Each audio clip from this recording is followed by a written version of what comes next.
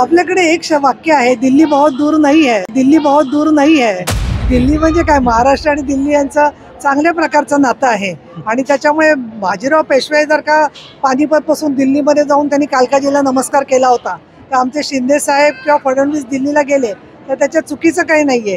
काही अत्यंत संकुचित बुद्धी असणारे काही जे करंटे आहेत त्या लोकांना फक्त त्याच्याबद्दलचं वाईट वाटतं. तिथे जाऊन ते कोणाचे नाकदुऱ्या काढत असतात.